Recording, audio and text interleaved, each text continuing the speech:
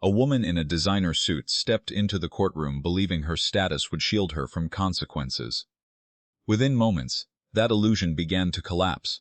She had arrived late, unapologetic, carrying herself with the confidence of someone used to getting her way.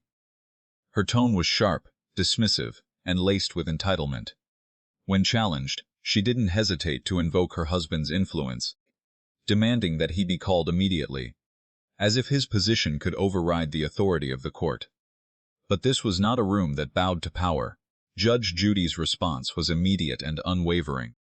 Authority here did not come from titles or wealth. It came from facts. The case itself appeared simple on the surface. An $8,500 dispute over unpaid catering services. But something about it didn't sit right. Even before proceedings began, there was a sense that more was hidden beneath the surface. The plaintiff, Rosa Martinez, entered quietly. Her appearance was modest, her posture steady, but her hands revealed the truth of her life. Years of labor etched into her skin. She carried with her a thick binder, meticulously organized, every document placed with purpose. This wasn't just paperwork, it was preparation. It was proof. She had built her business from nothing. Long hours, relentless effort, and discipline had taken her from a food cart to catering large events. This contract, this event, was meant to elevate her further.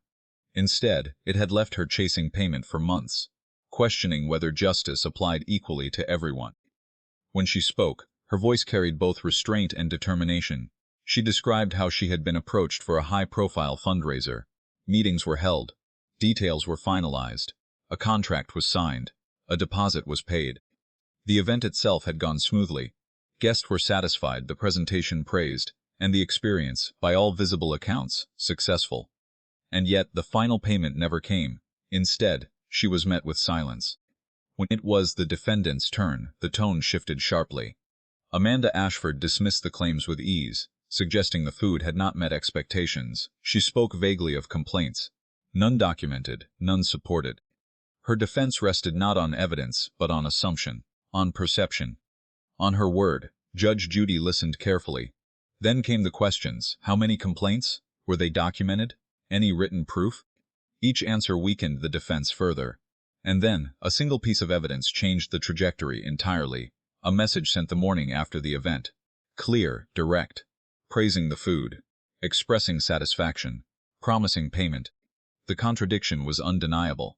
The courtroom grew quiet as the realization settled in. When confronted, the explanation was simple. She claimed it had been written out of politeness. A gesture to avoid discomfort. But politeness does not invalidate written truth. It exposes inconsistency. The tension escalated when the defendant attempted to assert influence again, invoking her husband's position. The implication was clear. Power should matter. It didn't. Judge Judy made that unmistakably clear. And then came the moment that would define the case. The phone call. Against instruction, the defendant dialed her husband, placing him on speaker. The room fell silent as his voice filled the courtroom. He had attended the event. He had experienced the service firsthand. When asked directly, his answers were measured but honest. The food had been excellent. Guests had praised it. No complaints had been raised. And most importantly, he had believed the bill had already been paid. Each statement dismantled the defense completely. The very authority meant to support her position had instead exposed the truth. The silence that followed was heavy. But the case did not end there. Judge Judy's attention shifted. There was something else. A pattern. A question that needed answering. Why pursue legal defense over such a relatively small amount, when the cost of representation alone outweighed it? The answer, as it emerged, was far more troubling. Other vendors, similar experiences, unpaid balances, small businesses, less equipped to challenge, less able to fight back. The possibility of a pattern of behavior, not a single dispute, but repeated exploitation. The courtroom atmosphere changed. This was no longer just about one unpaid bill. It was about accountability. Rosa, when asked, confirmed what she had discovered. Others had faced the same outcome. Some had chosen not to act. Fear, cost, uncertainty holding them back. But she had come forward. She had documented everything.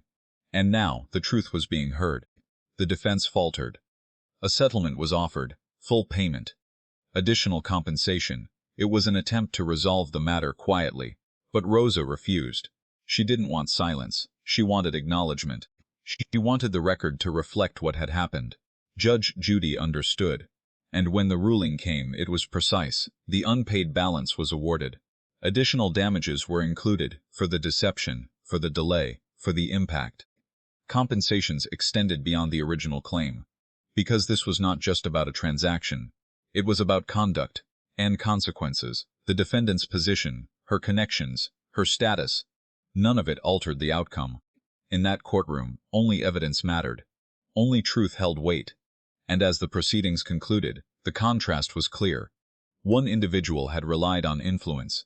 The other had relied on preparation. One expected immunity. The other demanded fairness. And in the end, it was not power that prevailed, it was proof. The courtroom adjourned, but the message remained. No title is greater than accountability. No wealth outweighs integrity, and no one, no matter how connected, stands above the law.